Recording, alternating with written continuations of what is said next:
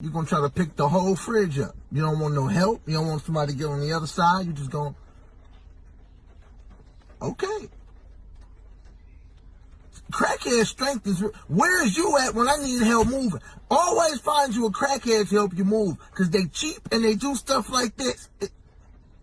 He gonna get on the, he getting on the bike with the whole fridge on him? Crackhead strength is real. He riding the bike with the fridge.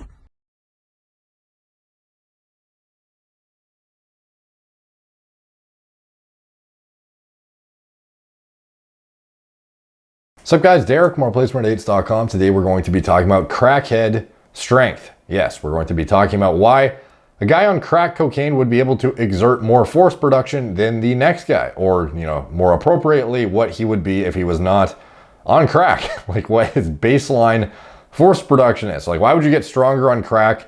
Where did this, is the myth of, well, it's not even a fucking myth. Like, people say, you know, that guy has crackhead strength when he does some crazy feat on crack, and there are a decent amount of videos on YouTube about it. Interestingly enough, there is a handful of compilations that I could find. The first one that I thought was worth touching on is this 2 million view video about a man having superhuman strength during an arrest.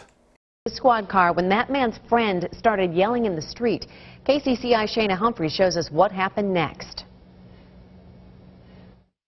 Well, I'm here in front of the Colfax police station, and the video you're about to see is shocking for so many reasons. The first being, it took place right here, 2 doors down from the police station. You don't yell down the street like that. You understand it? Yes, sir. His demeanor suddenly changed to becoming very polite.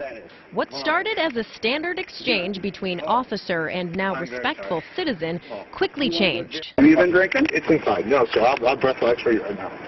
Step on over to my car. Step over to my car. The dash cam video clearly shows 23-year-old Matthew Hollett pull out a handgun, apparently ready to use it. I was unprepared for it. The two struggle until another officer arrives. He was responding to the original report of public urination. Hollett escapes into his apartment, where they continue to struggle for 3 more minutes. So this one, I don't know if you can even call this crackhead strength when the first guy was just incapable of subduing him, essentially. The title of the video is Man Had Superhuman Strength During Arrest. Anyway. Long enough for Hollett to ditch his gun. The officers get him back outside and tase him, but Hollett keeps on fighting. Pepper spray finally did the trick. He had what I would think would be similar to superhuman strength.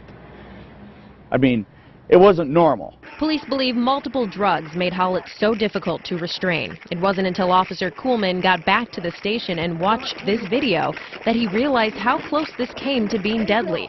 When it was happening, he never noticed the gun. My vantage point is I'm behind him. I've got a hold of his arms. I'm trying to control him, and I can't see what he's doing up front. Which is pretty lucky for Hollett. Anyone has a gun in their hand, that becomes a deadly force issue. And after a year infamous for police use of deadly force, Officer Kuhlman says this ended in the best case scenario, considering how many times Hollett raised the stakes. The best possible outcome is that we're able to take a person into custody without using any force. And 99.9% of the time, that's what happens. Okay, so anyway, that was a speculative crackhead apparently, and supposedly being fueled by something super physiological, you know, getting more adrenergic signaling than you would otherwise get through your endogenous catecholamines and whatnot. So moving on to the next video, we have crackhead strength is real. This guy is apparently lifting a fucking refrigerator just fucking lifting it. What's going on in the wonderful world of crackheads this morning? Oh, okay. You're going to try to pick the whole fridge up. You don't want no help. You don't want somebody to get on the other side. You're just going, okay. Crackhead strength is, where is you at when I need help moving? Always find you a crackhead to help you move, because they cheap and they do stuff like this. He gonna get on the, he getting on the bike with the whole fridge on him? Crackhead strength is real. He riding the bike with the fridge. You know how hard it is to pump the homie on the handlebars? But not for him. He carried the whole, and it's full of food. Crackhead strength is real. Holy shit, dude. Was not expecting that. I'd only watched like the first 5 seconds. So anyways, we're going to get into the next compilation. This one has an array of weird shit. Some of it is, I guess, superpower. Some of it not so much. Wow. This guy just has a fucking squirrel on a leash. I'm probably going to skip that one.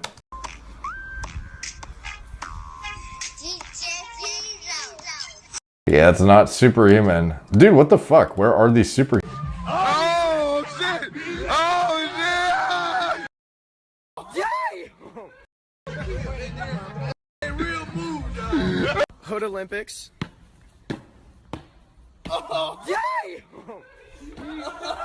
Man, they don't get no bigger than that. Dude, what the fuck? Why do they all have weird pets on fucking leashes? I saw a couple before where it was like a guy just like jumping off a fucking building and like being fine, like shit like that.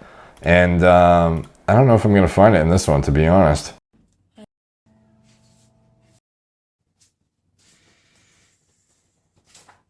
Dirt out of the fucking fence. You mine? It's my side of the fence. Okay? No, it's not. You're reaching in in. What the fuck? Well, fuck you then. Next time I come back, you better have some crack.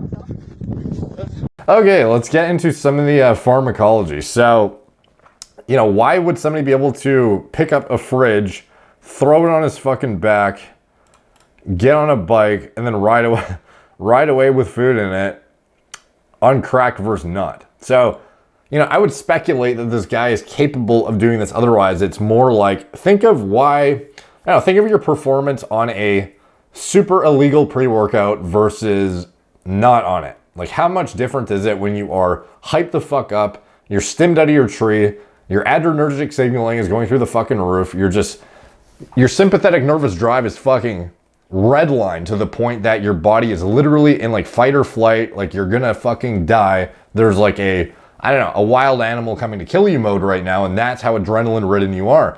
That's sort of the circumstance you are self-imposing upon yourself when it comes to crack cocaine, methamphetamines. So obviously totally different drugs, but they have slightly, I guess they have similar pharmacology. So I just kind of want to differentiate between the two so you can get kind of an idea of exactly what's happening at a neurotransmitter level in terms of crack cocaine versus meth, and like why people get like so fucking jacked up when they use this shit. But quickly, before we talk about that, I'm going to bring up difference between cocaine and crack cocaine, because I think a lot of people don't realize, you know, when you think crackhead, you're talking about crack cocaine as opposed to cocaine hydrochloride, which is actually different, even though, you know, obviously molecularly, essentially the same fucking thing. Normal cocaine is what you would traditionally think of when you think snorting a line. You're thinking of cocaine hydrochloride, which has a very high melting point and is water soluble. It's not something that you can just vaporize super easily and smoke with that low melting point that you otherwise get with crack cocaine. So crack cocaine has a faster subjective onset, so you can actually get the effects to peak in your system significantly quicker. It's like 1.5 minutes, as opposed to with cocaine hydrochloride, if you're snorting it and or IVing it.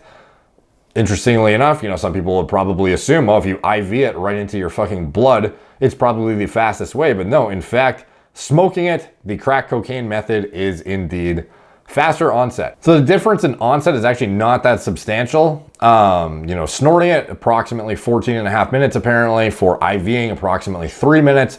But the vaporized smoking method indeed is the fastest way to get it to peak in the system at 1.5 minutes. And this is where the crack cocaine comes in with that low melting point, enabling you to even do this method of administration. Now, circling back to some of the pharmacology and the effect on neurotransmitter systems and kind of how it differs between traditional stimulatory inputs, I guess. So like normally you probably think of things like amphetamine analogs that you're familiar with in a pre-workout context, because a lot of these leverage the same kind of monoamine neurotransmitter systems that like it works in the same way as traditional amphetamines to some extent, just not as Like obviously it differs in different analogs. You're going to have different affinities for different receptors, different agonism and antagonism of different things.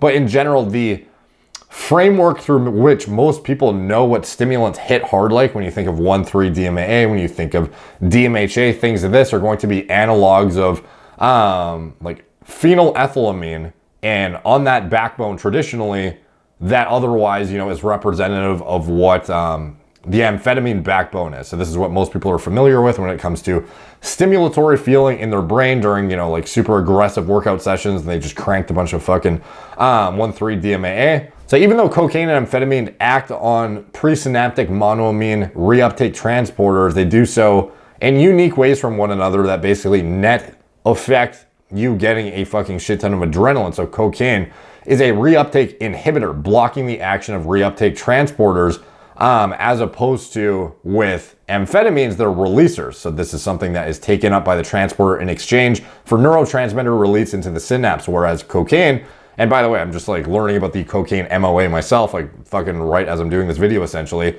Cocaine blocks the action of the reuptake transporter, allowing more neurotransmitter to stay active in the synapse itself. So basically the net effect of cocaine, it's achieving similar it's not like, I guess I can't really anecdotally compare myself because I've only tried amphetamine analogs and whatnot. I've never tried fucking crack cocaine, so I can't say for certain, but I mean, they are both achieving hyper adrenaline ridden states in their own unique way through their own interaction with neurotransmitter systems in the brain. So with crack cocaine in particular, heavily adrenergic. So this is something that if you, like, what can I relate this to?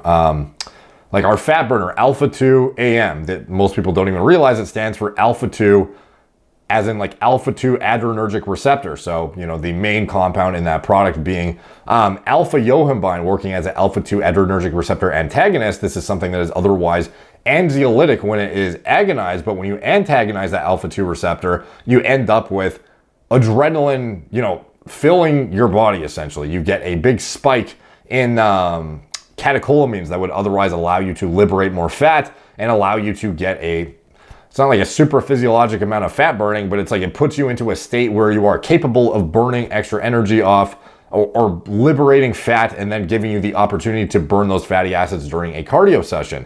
And that's, you know, again, we're leveraging pharmacology for fasted cardio actually makes sense and goes totally against the whole idea that fasted cardio does not work as well as normal cardio. It's the same fucking shit. Obviously, when you bring pharmacology into the equation, that goes out the window entirely. So with crack cocaine in particular, like how would it impact strength acutely and increased force production in a way that makes you superhuman? Well, it's basically like a hyper extreme example of, you know, stimulant ridden pre-workouts. So, you know, you take something that gives you a shit ton of amped up energy, you get insane motor unit recruitment, you get insane mind muscle connection, that fucking snappiness that you can get under the weights that you otherwise would not get when you're tired as fuck, lethargic, you know, want to go to sleep. Like, are you going to be able to get under a heavy bench press and fucking mind muscle connection the shit out of it? Like, there's a reason why, I think it's like chimpanzees, they have like ridiculously, like they're how much stronger than humans off the top of my head, I don't fucking remember, but a lot of that comes down to their ability to recruit motor units in a more effective way than we are essentially. Now with stimulants and whatnot and heavily adrenergic compounds, you know, for example, anadrol, things like trenbolone, these are things that put you in like a hyper vigilant state and make you more fight or flight, like fucking like ready to go, ready to fucking throw shit around, ready to fuck shit up. This is something that is like the opposite of parasympathetic, where you are in rest and digest, rather you are perpetually in fight or flight. So with these heavy duty stimulants like crack cocaine, you're putting yourself in the most fucking intense version of fight or flight possible, essentially. At least that's what I'm interpreting from the pharmacology that I've read here, and I can see from these like fucking tweakers online I've watched these compilations of recently.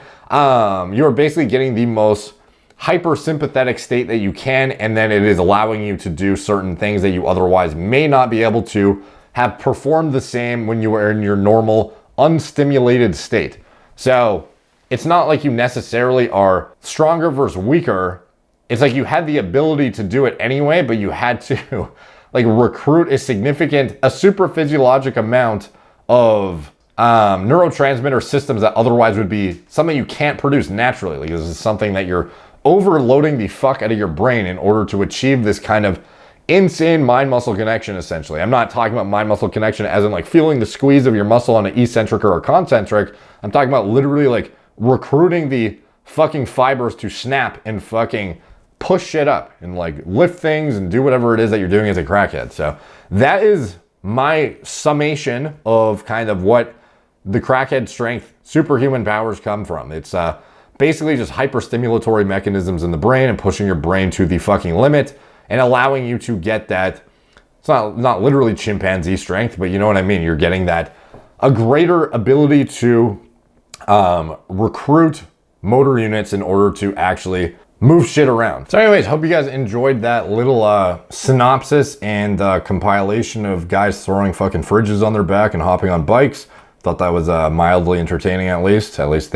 The fridge one was unexpected as fuck. The other one's not as entertaining, but that one I think made the video. So thank you guys for watching. Like, subscribe, check out my blog, moreplatesmore8s.com. Follow me on Instagram at moreplatesmore8s. Facebook, Snapchat, YouTube, Twitter, TikTok, Apple Podcasts. If you want to support the channel, you can check out anything I'm associated with in the video description below, including my TRT clinic. It's all telemedicine from the comfort of your own home. Gorilla Mind, nootropic formulas, Gorilla Mode, pre-workout formulas, and design myself from scratch. Recommended lab tests and diagnostics, and anything else I'm associated with. It's all in the video description below. Thank you guys for watching. Talk to you soon.